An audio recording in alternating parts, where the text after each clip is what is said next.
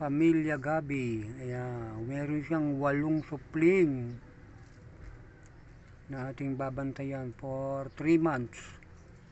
Ano ang mangyayari sa mga supling?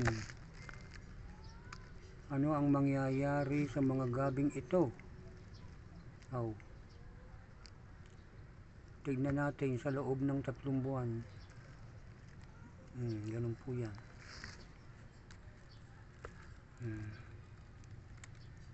Ito po yung ating backyard gardening. Yung pagtatanim natin ng garden sa water bottle. Yan po tayo nagtatanim. Nandito kasi tayo sa rooftop, no? Kaya diyan po natin nilalagay yung ating mga halaman. Maayos naman yung ating pagtatanim. So ngayon ay masiglang tumutubo naman.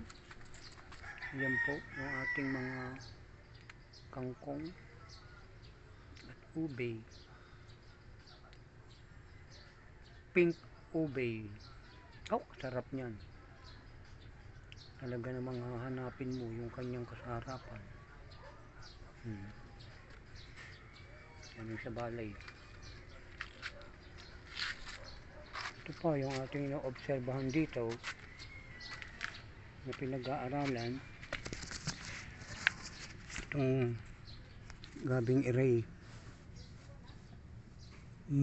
At ito nga natanim. Ayan. No? Parang wala pang ano. Ito, nagkaroon na siya ng isang supling.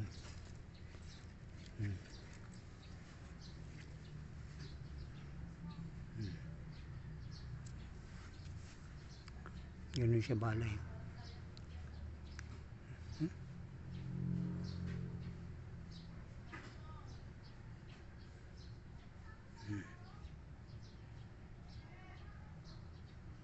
Meron siguro siyang mga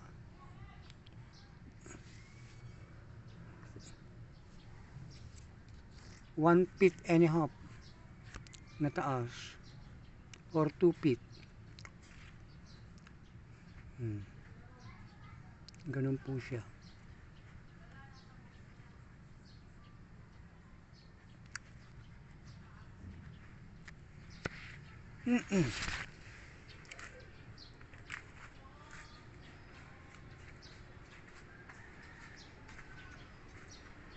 Ito yung atis na galing pa ng ano to, na Quezon City. Quezon City Park. Yung isa naiwan na. Naiwan na yung kanyang sukat. Nabansot ng nabansaw. Pero yan, namumulaklak naman.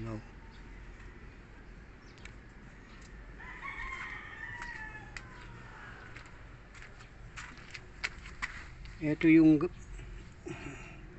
gabi natin na galing ng Batangas. Nako. Abay.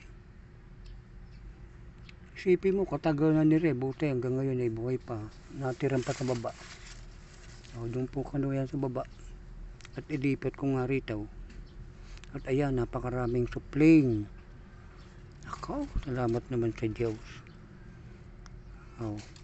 Ang ating pong proyekto ay makapagpatubo ng 100 supling.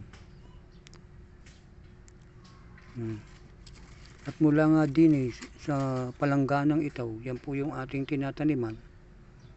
Maasa tayo na tayo ay magkakaroon dito ng 20 mother.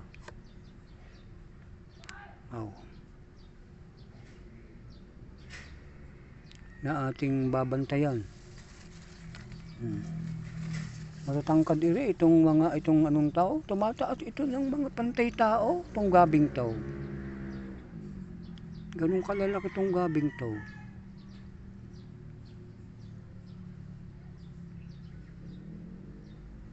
Kaya nga lang napabayaan at ako'y nag-abala.